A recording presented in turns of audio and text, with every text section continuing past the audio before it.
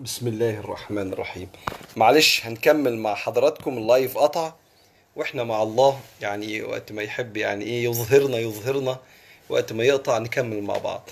فكنت بقول لحضراتكم ان انا نيتي في العشرة ان شاء الله الاوائل من ذي الحجة ان احنا نتقابل مع بعض في كل مرة نتكلم على قاطع من القواطع اللي بتخلي الإنسان ما يعرفش يستقبل هذه المعاني الربانية والواردات الربانية اللي بتهدي الإنسان لطريق ربنا أو بترقي الإنسان في حياته. وساعات الواردات الربانية بتبقى نتيجة استخارة، إنسان يستخير فيجيله معنى من ربنا اختار الطريق ده.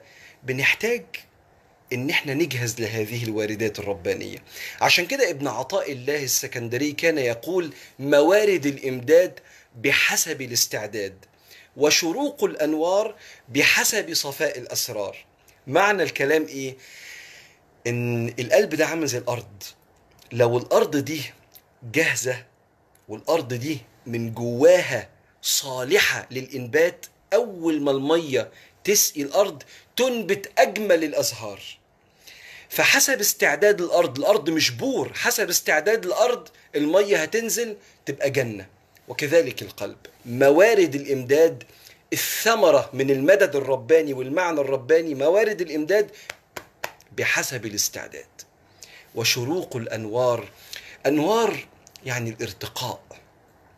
الارتقاء في سلوكياتي واخلاقي وطريقي لربنا ونظرتي لحياتي والاخرتي. وشروق الانوار بحسب صفاء الاسرار، صفاء القلوب والنفوس والارواح. ده دورنا ان شاء الله مع بعض في كل يوم في العشرة الاوائل من ذي الحجة، ان احنا نجرب ازاي نستعد للمعاني الربانية، بحيث ان احنا نطلع باذن الله بعد العشرة الأوائل دول نطلع متمرنين على استقبال واردات المعاني. خلاص بقى اتفقنا على الكلمة دي، معناها الوارد يعني شيء يشبه الوحي الرباني، الإلهام الرباني، زي ما نزل كده على ستنا أم موسى.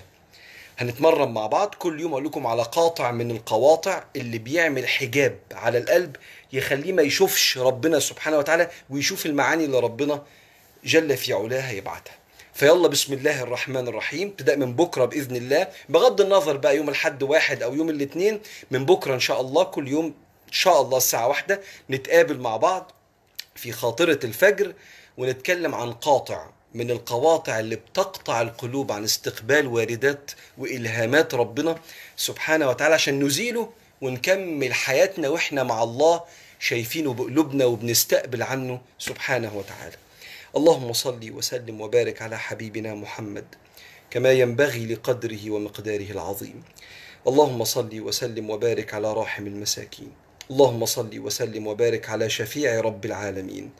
يا رب ائذن لنا بحسن ذكرك وشكرك وعبادتك في هذه الأيام. اللهم أذن لنا بشريف عبادتك، اللهم أذن لنا بشريف صيامك، اللهم أذن لنا بحسن قيامك، اللهم أذن لنا بصدقات تخرج منا إلى أناس نلقاهم بها عند العرش يوم القيامة.